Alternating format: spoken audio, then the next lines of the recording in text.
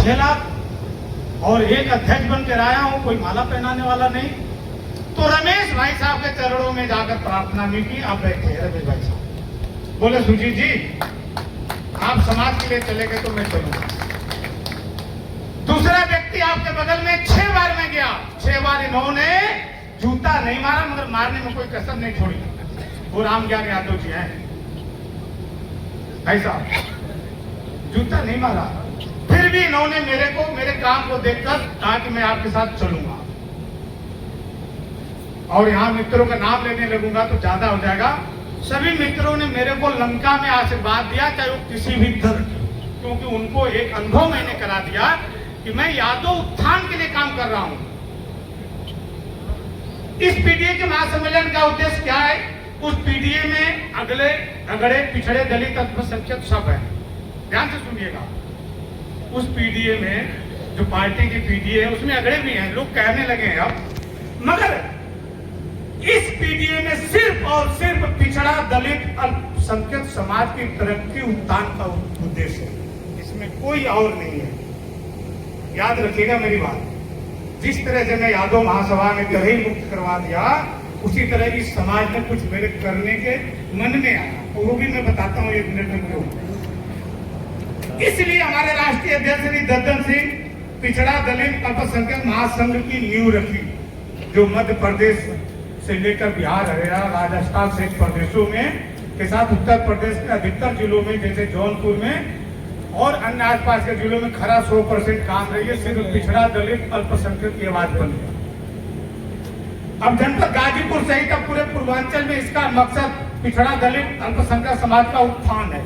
अध्यक्ष जी शायद मैं सही बोल रहा हूँ, ये पीडीए राजनीतिक नहीं है दोस्तों, गैर राजनीतिक है, सिर्फ और सिर्फ समाज के उत्थान के लिए इसमें लोग काम करेंगे।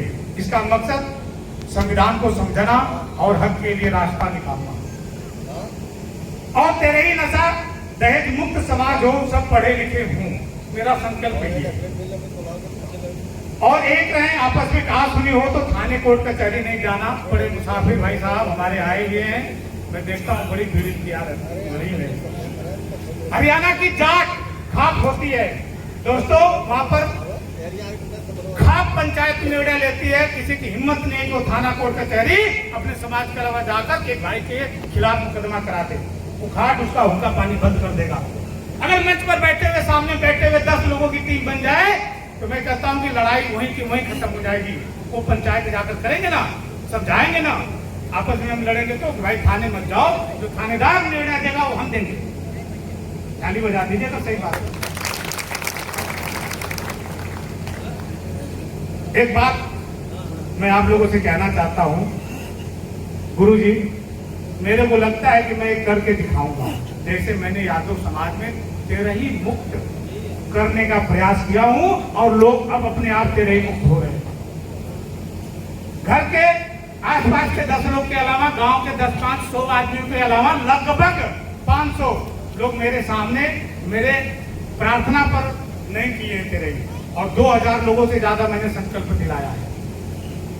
दहेज तो अब कोई लेता ही नहीं, क्योंकि सारे बच्चे पढ़ रहे हैं, जो ले रहा है वो अपने खुशी से दे रहे हैं तो लोग ले रहे हैं। एक शर्त है डीआईजी साहब, जिस तरह से यादव महासभा में आप लोगों ने रमेश भाई साहब ने, फूफा जी और सभी लोग और हमारे मोचू चाचा मारकंडे यादव जी, नरसिंह भाई साहब जिस तरह से हाथ खड़ा करके यादव महासभा में लंका के मैदान में गए थे, मैंने एक ही भीख मांगा था कि मंच पर बैठे हुए यादव महासभा के लोग संरक्षक बन जाएं और सामने बैठे हुए कुछ नौजवान पदाधिकारी बन जाएं। मैं यादव महासभा ही नहीं, मैं गाजीपुर की राजनीति में भी परिवर्तन ला दूंगा। वो कैसे मैं बताता हूँ। कई लोग मेरे को बोलते ये शब्द मत लिखा करिए आप। आज मैं भीख मांगता हूँ कि मंच पर बैठे हुए पिछड़ा दलित अल्पसंख्यक के महासंघ में आप लोग जिला संरक्षक बन जाइए, और जो सामने बैठे हुए हैं जिनको मैं फोन करूं वो पदाधिकारी बन जाए। मैं वादा करता हूं कि समाज की सारी कुरीतियां मैं घर घर जाकर खत्म कर दूंगा, सारी बुराइयां खत्म कर दूंगा। मित्रों, अंत में एक बात पूछना चाहता हूं। हमारा मित्र मजाक उड़ाते हैं, कई लोग उड़ाएंगे भी, विरोध भी करेंगे। मेरे साथ सब होता आया है। बस एक ही बात कहूंगा, जैसे हमारी तीनों की राम लखन लक्ष्मण की जोड़ी पूरे यादव समाज में परिवर्तन लाने का काम किया, अगर ये 3 से कुछ और बढ़ा जाए तो बहुत कुछ हो सकता है। ये पिछड़ा दलित अल्पसंख्यक में जो सूरज राम बागी जी इस कार्यक्रम के प्रभारी को जोरदार ताली बजा दीजिए, जोरदार, ये कोई ताली जिन्होंने मेरे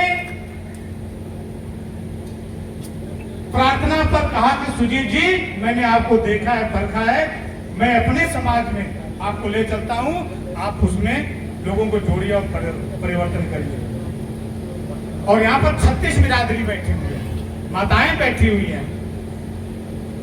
और राष्ट्रीय अध्यक्ष जी, हम लोग यहाँ से 12 बजे से बैठे हैं, 3 बार तो मंच अंदर ले गए, 3 बार बाहर लाए बारिश की वजह से। यही नंदगंज में बहुत जबरदस्त बारिश हुई। भाइयों बहनों, मैं आपका बेटा हूं, सच बता रहा हूं। मैं चाहता हूं जिस तरह से हिंदुस्तान में केजरीवाल ने सभी नेताओं को धरती पर ला दिया और लोग घर घर जाकर काम करने लगे, इसलिए केजरीवाल का नाम ले रहा हूं। तो उन्होंने तस्वीर बदली, तकदीर बदली कईयों की और परिवर्तन भी लाया। हमारे नेता, विधायक, मंत्री, सांसद क्यों नहीं घरों में जाकर, गांव में जाकर गोष्ठी करते हैं, वहां समस्या सुनते हैं। मेरा मकसद ये है कि जब समाज के लोग जाकर, हमारे जैसे आप जैसे लोग जाकर समस्या सुनने लगेंगे, ओम प्रकाश जी जाते हैं, खूब बांटते हैं, ऐसे लोग जाकर जब समाज की समस्या सुनने लगे तो सभी बड़े नेता आपके पास आने लगेंगे। मैं ज्यादा न बोलते हुए मैं यही प्रार्थना करूंगा कि अगला कार्यक्रम लंका पर हो और पिछड़ा दलित अल्पसंख्यक समाज से जितने विधायक मंत्री हों, किसी भी प्रदेश में कोई भी हो, उनसे हम यहाँ पर उनको बुलाएं, भव्य कार्यक्रम करें। और एक भव्य यहाँ पर जिस तरह से हरियाणा में जाट, अरे नहीं, यादव, गुज्जर धर्मशाला आप देखेंगे, वृंदावन भी देखेंगे, उस तरह से हमारे धर्मशाला हो। यादव महासभा भी संकल्प लिया है, हम लोग चाहेंगे तो इकट्ठे धर्मशाला बना सकते हैं जिससे समाज में परिवर्तन आए। बहुत बहुत धन्यवाद। कोई गलती हो मेरी, मुझे क्षमा करिएगा। कई भाइयों को कार्ड नहीं मिला, कई भाइयों को फोन मैंने दिया।